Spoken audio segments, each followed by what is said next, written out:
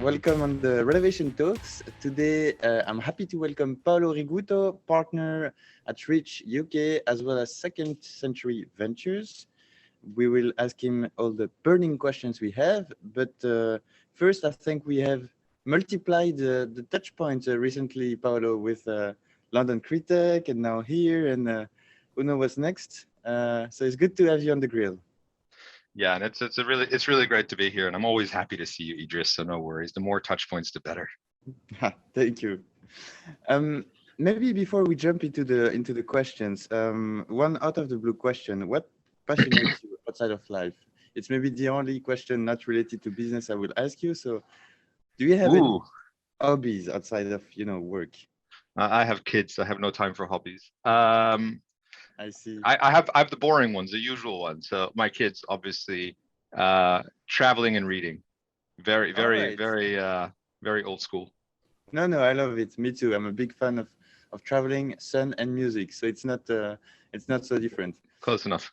So now, for the people in the audience who might not know of you, can you maybe present yourself and also give a bit of the key terms of Second Century Ventures? Like the geographies you're interested in, the investment scope, the stage of maturity. I mean, all the key terms, Yeah. So let me focus on sort of Reach UK and SCV first. So I'm a partner at Reach UK. Reach UK is effectively a late stage accelerator program, scale-up program. We are part of Second Century Ventures, so very intertwined with them, who in turn are owned by the National Association of Realtors. So we are a strategic venture arm of NAR. And it's sort of important. NAR is the world's largest trade body. It's 1.5 million members. It's also not for profit. So when we say strategic, we really do mean it. Obviously, the venture fund is for profit, but what we focus on in the UK is helping companies, tech startups, grow into the UK market as long as they provide services that can be valuable to real estate practitioners. So I think one of the things to be very clear is when we talk about PropTech, we take it in the absolute widest sense of the word. So SCV in the US, one of their first investments was DocuSign, which is massively helpful to real estate practitioners, but would generally not be considered PropTech. And so we take the same view in the UK. So think late seed, Series A, Series B. Series A is the sweet spot. Again, anything that is useful for practitioners and any startup in any country that wants to roll out to the UK. So we don't care where you're headquartered, as long as you are trying to grow into the UK and you have product market fit. Okay, yeah, great. So the way we look at PropTech from a European PropTech association perspective is really to say that it's composed by two main innovation drivers. First, the idea of user centricity. How can you shift from an asset-based to a customer-based or from an asset-based industry to service-based industry, or from a product-based approach to a customer-based approach? And second innovation driver could be, this idea of efficiency, how to optimize the tools, optimize the processes, become digital native and tech powered. So I assume that your scope would be rather on the efficiency side, so the tools that can really be rolled out. Yes, that's a good question. So so it's probably important to note as well. So we typically have that sort of psychotic split, which is we have the tools that are really used for the agents, right? Really agent-centric tools. And then we have a lot of startups that provide services to the large asset owners, right? Yeah. Where I think you are right, with agents, it tends to be more efficiency focused. Mm-hmm. More data centric, more operational. Lead gen is a big one as well. Whereas with the commercial asset owners, what we're also seeing is adjacent markets becoming more central, right? So real estate as a hub for services that previously, so good example, last year we had SmartPoint, last mile, net zero distribution, right? Yeah, big fan of them. Yeah, they're great. Is it efficiency? Somewhat. It is somewhat more efficient for parcels, but really it was this local community retail play on a net zero carbon basis. And I think the real estate industry is waking up to the fact that they have a responsibility in these areas, and are so now trying to figure out, well, who's responsible for how happy the employee is in the company, in the building, right? Which historically I think was ignored because right? Yeah, no, I do agree, absolutely. Okay, great. And now maybe a bit of your personal story. How have you ended up at Reach UK? What was your journey through venturing? Yeah. Good question. So you have that sort of the road not taken when you have two roads. I ended up jumping between. So I started my career in corporate finance or mergers and acquisitions at UBS. So my first deal was a tech deal in sort of the travel space, so very big stuff. Did that, was working with startups in the background, so quit. Thought I'd do a startup, ended up doing a fintech startup in Tanzania. So that was very off-piste. Yes, I would love to say it was the plan. That was most definitely not the plan, but ended up there anyway. So that was absolutely amazing. I left after 2 years, came back to London, basically went back into corporate finance, M&A, set up a team at EY, so a big firm, in the real estate team, kept working with startups in the background, very social impact focused, well, exclusively social impact focused. So as an advisor and mentor, left EY to set up another corporate finance team again, kept working with startups, became, and still I'm a venture partner for a US impact fund, Tidal Impact. And then basically supported SCV in the rollout of Reach into the UK. I should have mentioned Reach is also in Canada, Australia, and the US. So the UK was their latest, let's call it, territory. And so being part of that story since the beginning with Valentina and Natasha and the team. Yeah. Okay, and the impact fund is a point that is for me very interesting. We might come back to it after, but first I would love to. But first, maybe where it all started. I mean, after your UBS experience, back to your 2 years in Tanzania, do you have any views on maybe the biggest mistake you've made while you were, on the startup side as an operator? Okay, fair enough. Find your top 3 or your. I will give you my top. I'll give you my top 2 because I think that these are the 2 important ones that I really do try to take away. So the first one is, one of the mistakes I think I made, and I still make, right? Because I am biased in these things, is when you love the solution and you don't love the problem, right? In a sense, and this is important. It's when you're a startup and you've made something, and it's your baby, I think it's very easy to love the solution and forget what the problem was. And I also think it's very easy when you talk to someone to talk about how you have the world's greatest solution and you're ignoring the problem. And I would say this to any startup when you're talking to your customers, you have one solution, there's lots of problems, focus on the problems, right? The solution will come, because the moment you start talking about a solution, you're starting to embed yourself very, very deeply. So I think we were too focused on our solution rather than the problem we were originally trying to solve. So I think that would be the first one. And the second one is you really don't want to learn how to swim when you're drowning.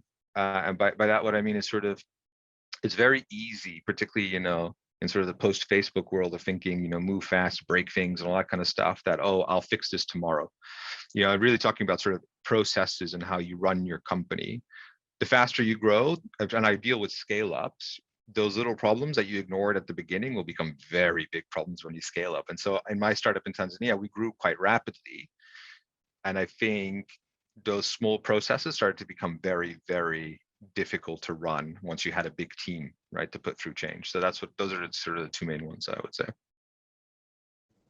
Yeah, I completely could echo this with personal experience. But okay, and now let's discuss the Reach UK story. So you started at the beginning of the pandemic. I think you now have your second cohort starting. So what's the status today? What are the next steps? What are the the status? Yeah, so exactly. So we started in the pandemic, which was interesting, particularly because historically Reach has been a very events-heavy industry, sort of events-heavy accelerator program. So we had 7 startups last year, again, sort of quite evenly split between those that focus on agents and those that don't. This year we bumped it up to 11 because we have four companies that specifically sit within sustainability. So that was important to us as a team to focus on. I mean, it's a market trend as well, and our backgrounds as a team work quite well to be geared towards sustainability. So we have 11 startups, 5 in sustainability / commercial, and then again the remainder in the agent space. Where we sort of moved on from last year is we now have all the foundations in place that we were building last year, right? So our startups have the average size of our startup is larger than the one that we had last year. We're probably just as international, but our scope has widened. How we can help our companies has widened as well. Obviously, with PropTech and such, the events industry is coming back. So our ability to make a move has significantly increased. Our exposure has increased. We now have about So about 200 mentors and industry partners that are involved in the program in one form or another. We work a lot with associations because of our NAR background. So I think next year, hopefully, looking forward. So we just launched 4 weeks ago, well, 5 weeks ago. So I shouldn't talk about next year. Anyway, next year, what I'm looking forward to is probably a bigger sustainability cohort, right? Because I think everything we're hearing from industry is focused on that, and they're just massive problems to be solved.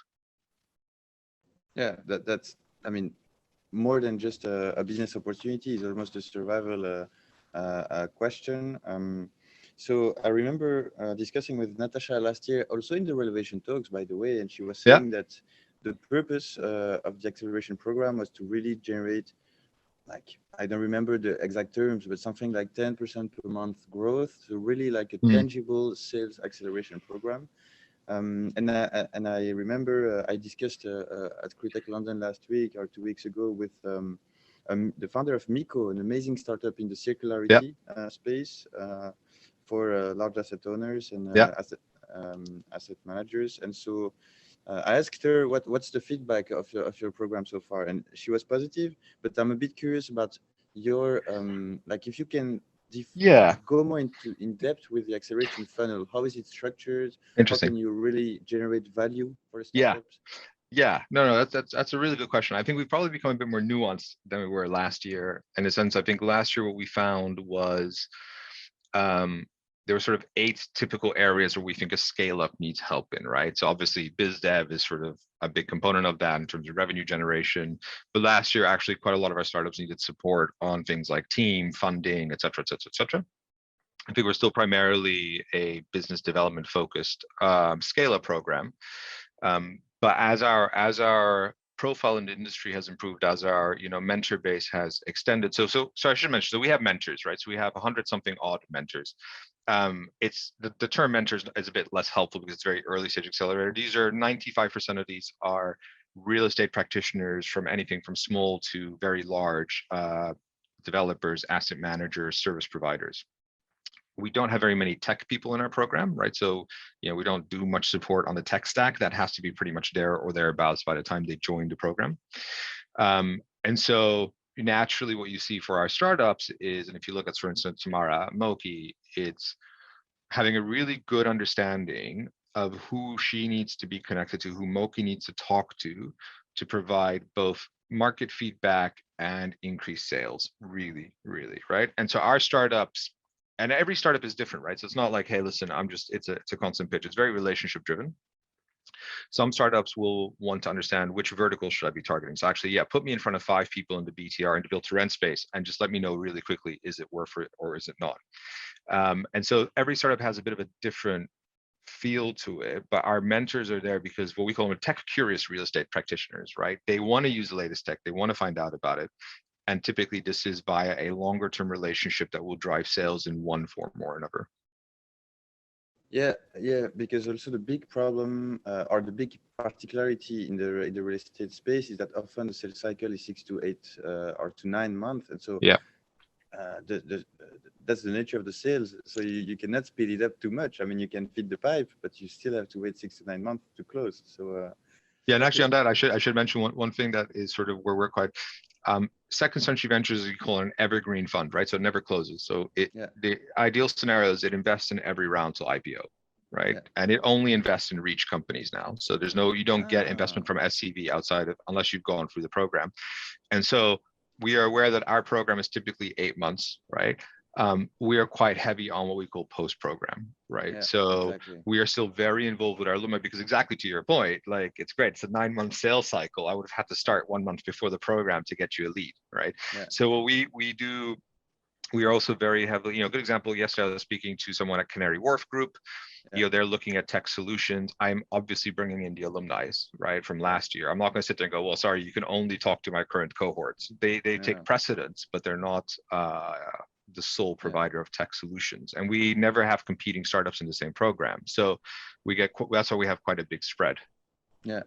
That's interesting, the link between the VC arm and the accelerator, because then in a way you can, first you do deal sourcing with the accelerator. I mean, there are a lot of synergies between both entities, but second, you can also say that in a way you have de-risked the participation you take with the VC fund thanks to the acceleration program.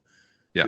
So I guess it works really well for the founders too, because after the acceleration, you need to scale, so you need funding to hire, etc. Yes, and I think it's important also, you know, we part of the stories, and I think this is the issue that we have in Europe, right? It's so I was talking to a top tier UK VC fund, and on the growth side, they're like, look, the problem is in UK PropTech is it's really hard to have a unicorn because the market is not that big, right? And yeah, try to go into Europe. On commercial, it's easier, right? Trying to go to Europe because asset ownership is pretty similar, but on the agent side, it's a lot harder.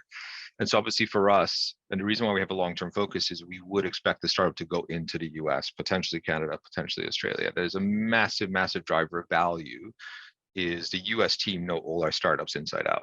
So does a Canadian team, so does the Australian team. So we are, whilst we are there to help you roll out into the UK, it would be a bit silly to go, well, don't bother with the US, which is one of the biggest markets in the world.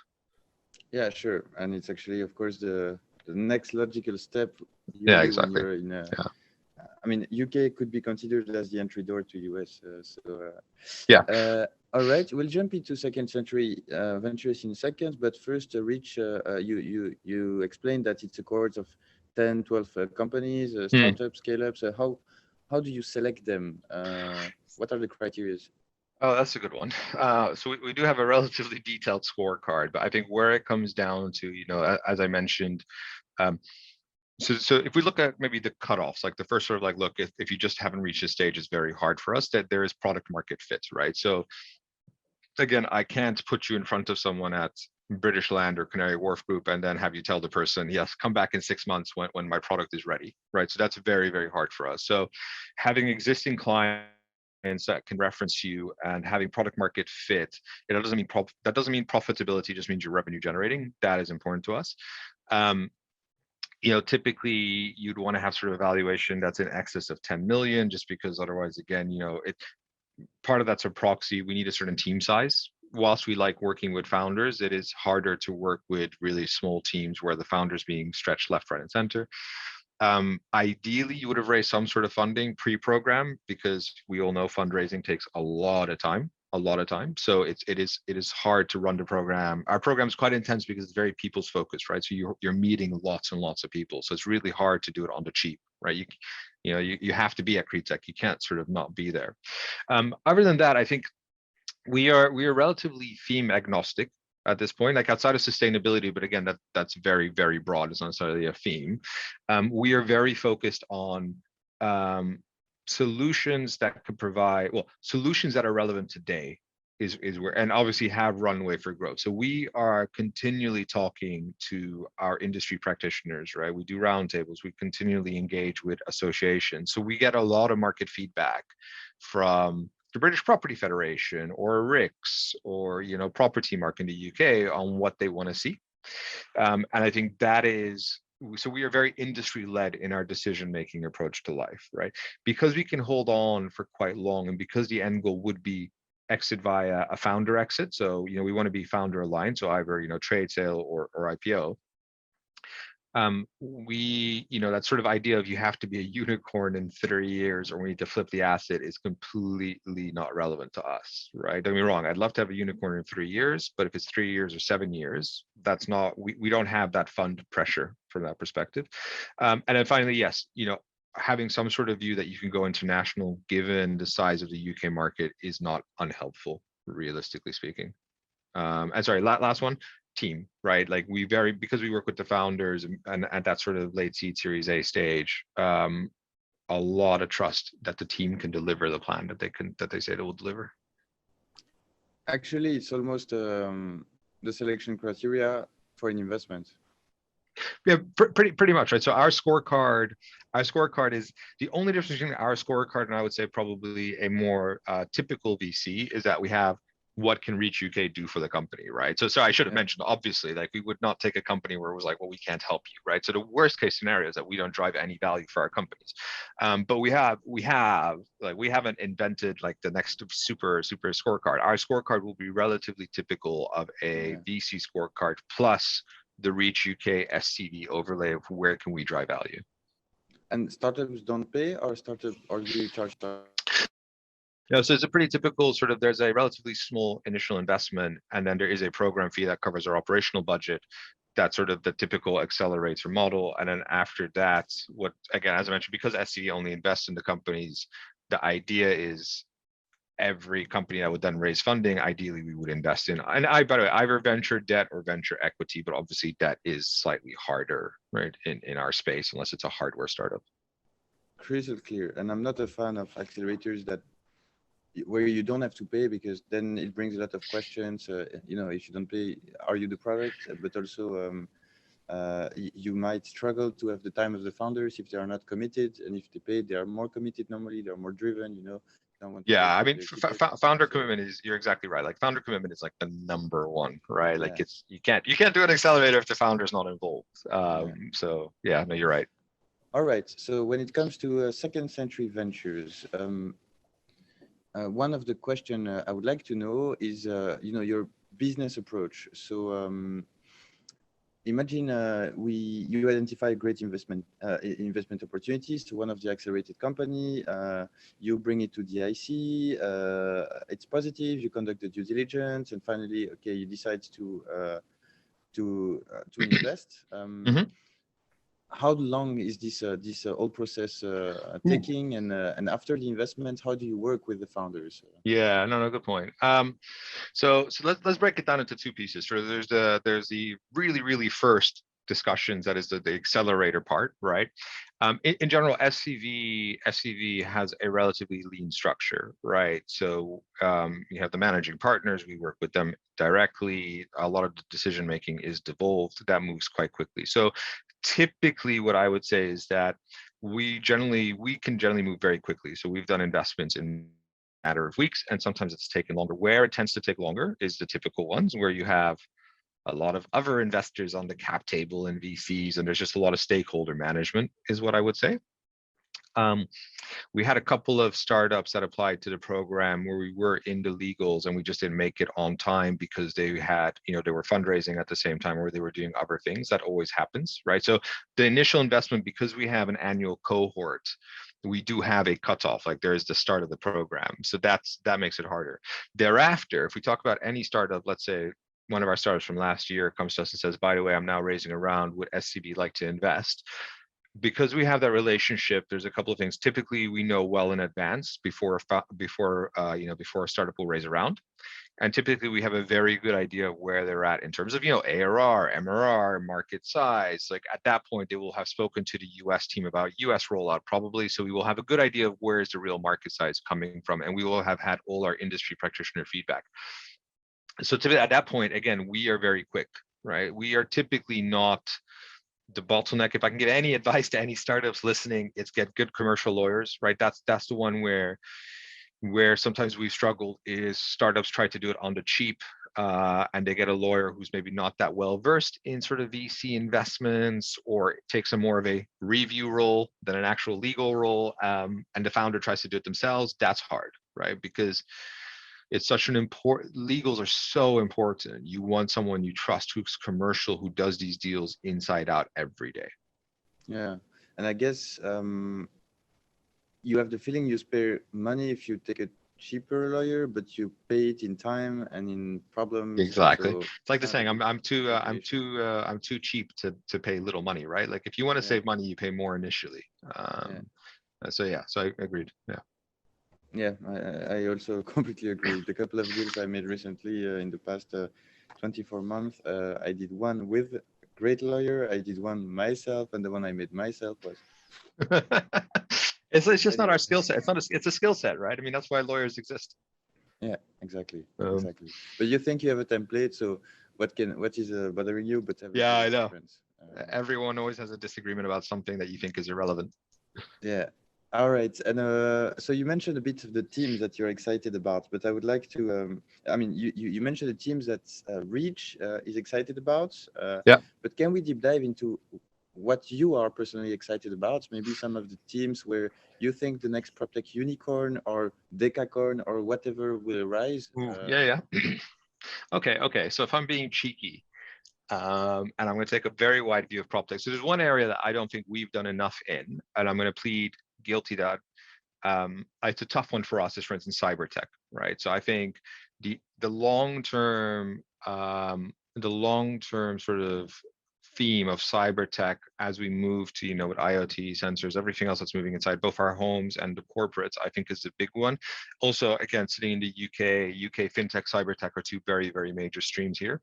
And we love what we call like adjacent sectors, right? I would love to work with a cyber tech company that is killing it in whatever space they do and just wants to focus on real estate. But it's hard, right? It is more deep tech. It does require more diligence. It is also an area that for now, and that's I think the problem, for now is still relegated to the back office, right? Like, most real estate practitioners will understand that there might be a cyber threat, but will not understand enough on how to deal with it. So cyber would have been the one that I would have just been the most curious about, that I think sits between the sort of immediately tangible and the, oh, hey, it's the metaverse, and like, great, come back to me in 10 years, please, when that's happened, right?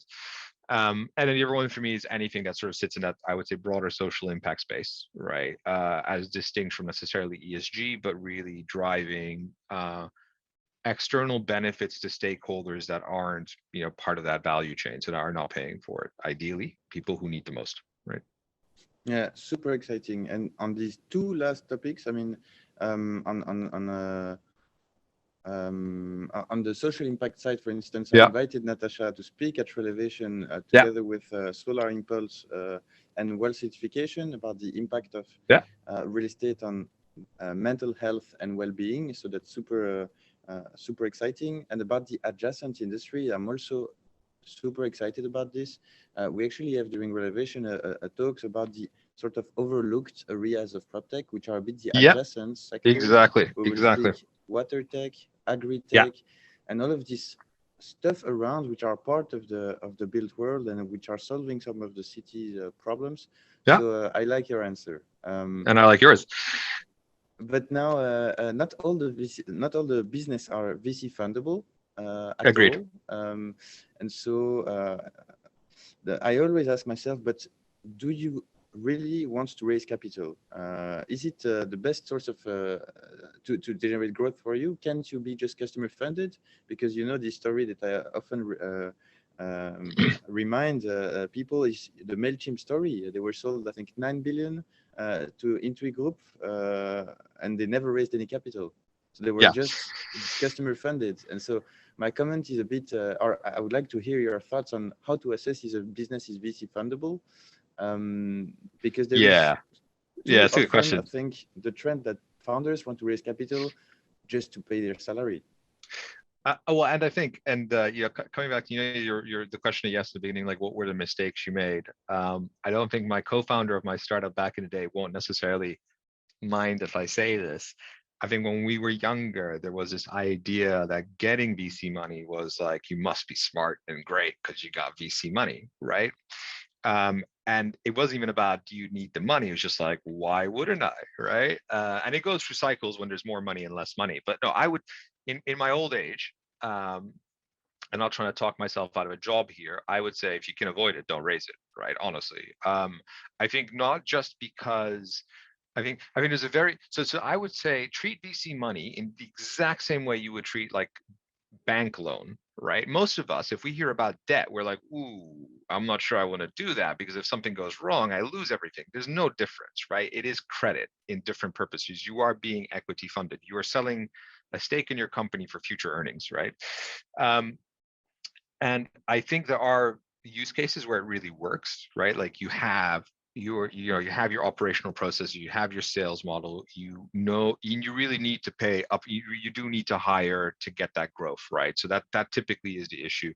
And you go, look, actually, I can raise this money, I can roll out, I can grow super, super quick. And partially it might be, which we see more in PropTech, I am basically buying market share. I'm doing a land grab, right?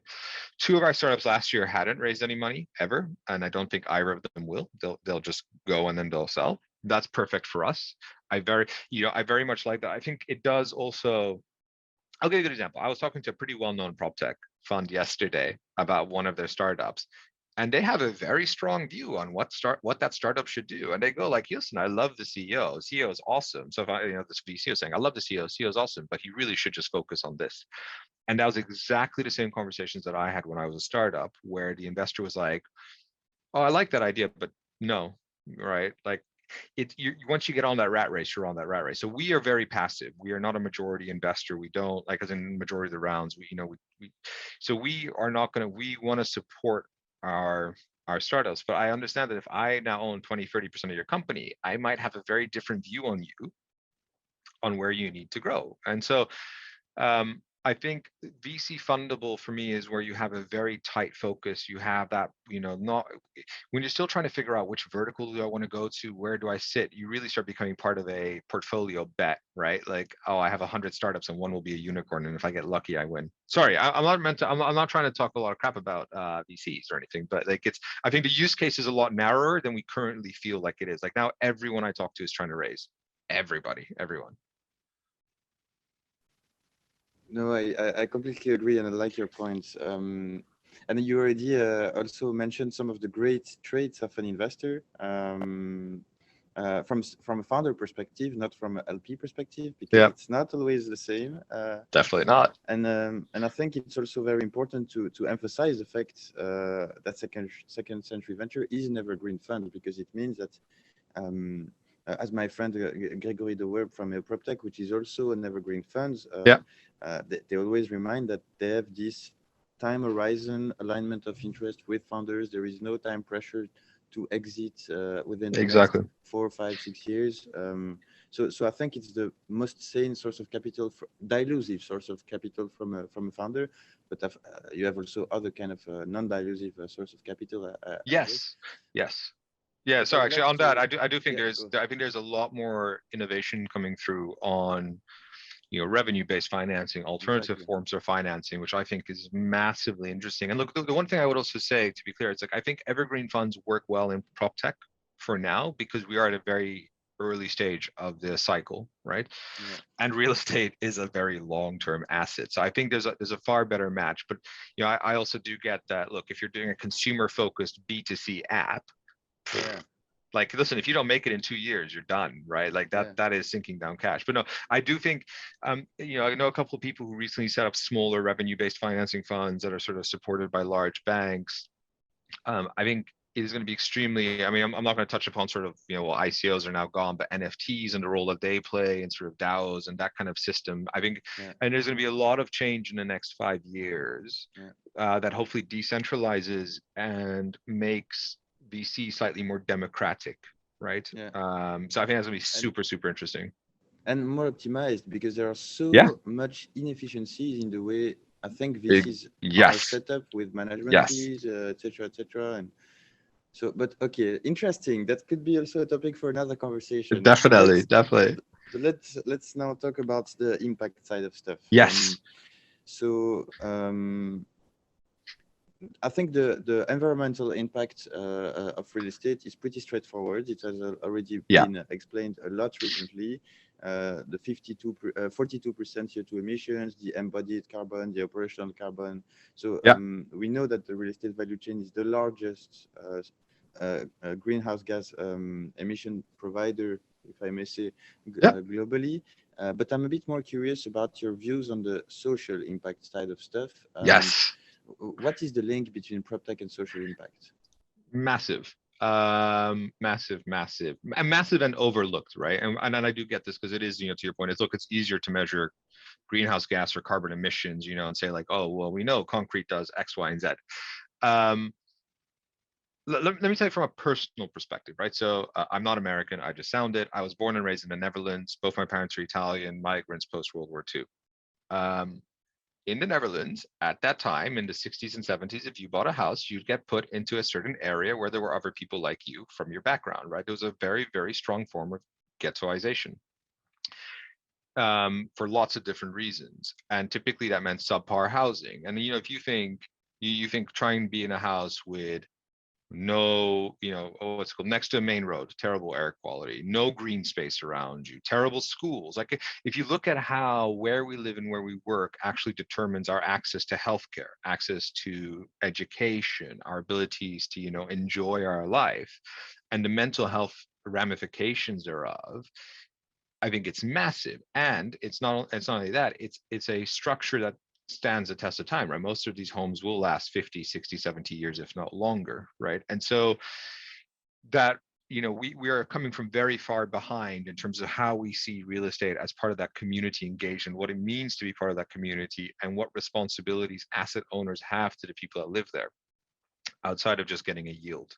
And I think, by the way, this is more the case in Western Europe and sort of where we have really, really old structures, right, where cities are based on like Londinium from London times from 2,000 years ago, right? So I think there's a massive, I think we need to have a massive push to realize that the S is extremely important and that we need to get to it. And it is probably one of the areas where technology can be the most pivotal, because you need, how else do you deal with multi-stakeholders, lots of people? How do you ensure, how do you measure, how do you track, how do you provide those services? And finally, how do you decide who is responsible for it, right? Because thus far, the view has been it's the tenant's problem, like no one else's, even though they have no power and no money. So sorry, yeah, I'm a bit passionate about that, I would say. No, but love it. Without passion, no drive, no impact, nothing. So yeah. So I wouldn't expect less. Thank you for this. So can I say one thing on this though, right? Because there's some venture partner for Tidal Impact, right? And what they do, not that I'm trying to plug Tidal or anything, is they take a coalition approach. And I think this is what still is missing in PropTech, is this idea of you're not going to get one tech solution that solves the problem for everybody, right? We need to work together, right? And I say that because I'm biased, because I sort of sit in the middle with Reach, because we deal with a lot of people like yourselves and asset owners. But we really do need to come together. This is not as simple as saying, hey, the developer can change the mix of the cement so that it's slightly more green, right? Like, I think from a social perspective, unless we all come together in an open, honest, and transparent way, engage with the communities and figure out what is required together and use that sort of coalition approach, it's just going to be a lot of people doing things in isolation and probably doing them very badly. Yeah. I do agree about the high level point of view of coalition, and we need this to elevate the real estate sector, and actually, which is the name of Relevation. Exactly. It refers to this, but on top of this, to build more sustainable and more resilient cities. So I do agree. But one big point that the CEO of Oxford Properties said in CRETEC London back a few days ago was that they're not looking at different type of solution for specific use case to roll out to all their portfolio, because they need to have solutions that can, like, they need to have integrated solution to be able to create dashboards, if it is about air quality monitoring, access control, energy efficiency, or any sort of data, rent management, vacancy tracking, or whatever. They cannot work with 2-3 different competitors at the level of their portfolio. Agreed. Because otherwise they will struggle from an IT infrastructure perspective to capture the data. So I'm a bit puzzled. I understand the industry should share knowledge, etc., etc. I do agree with the idea of coalition, but at the same time, there is sometimes a one fits all, or for specific accounts, global accounts. It's a good point. So I think, like, yes, we're still missing that sort of golden thread throughout the organization, right? I think that unfortunately the problem that we have in real estate is because you have so many stakeholders, right? That I think it's going to be very hard to have a sort of centralized view that works efficiently and effectively. And again, I think it works better in the E, not in the S. So in the E, I get it, right? If you're measuring occupancy and, look, you're just going to have you're going to have an API, it plugs in, you'll plug it all in, you'll get the best providers, and you'll figure it out at the portfolio level. I think where we're going to struggle, and by the way, we should also be very clear that these real estate companies, when it comes to ESG and social impact, the only reason a lot of them are doing anything right now is because of the regulation that's coming down, which is driving the lenders, which is driving everything else. Like, it's not exactly like, is that joke? No one stepped forward, everyone else stepped back, right? Like, I like how the real estate companies are pretending they're doing a lot. It's because they're going to get screwed in the next 10, 20 years, literally, right? Like, there's going to be stranded assets. There's going to be a whole bunch of issues. So I think, but I agree that the problem is when you have multiple buildings, multiple types of assets across multiple geographies and jurisdictions and multiple teams, maybe and maybe our way of thinking about it though has to change as well, and how we deal with it. But I think particularly with social, because how embedded it is in local communities, I think we're even a step behind that. We don't even, at least with E, you kind of know, well, we're measuring air quality, we are measuring With S, like we are behind on S. Like on S, the question is even what are we measuring and who is relevant and who isn't in that discussion. I would love to have happiness and health scores, but it's hard to track. Yeah, and so I think that's where we also have to realize that, look, whilst I think real estate companies are somewhat responsible, there's a difference between being responsible and having the solution, right? Like, look, I'm responsible for my health, but I'm not a doctor, right? That's the difference. Like, I'm still responsible. I shouldn't eat McDonald's every day, right? No offense, McDonald's. But when I have a problem, I will still go to a specialist. I will still expect there to be a doctor, and in the UK and NHS. And in a similar way, we need to be careful that we don't think that all of a sudden real estate companies are now going to become health and wellness companies, right? Like, we need to understand who plays into that. Yeah, but playing the devil's advocate, yes, real estate corporations, and now we should clarify exactly who do we refer to, because it's big value chain, but have some sort of responsibility about the happiness of people. The developers building the developers of the cities of tomorrow also have, but at the end of the day, isn't the government who should also take actions to guarantee the happiness of citizens?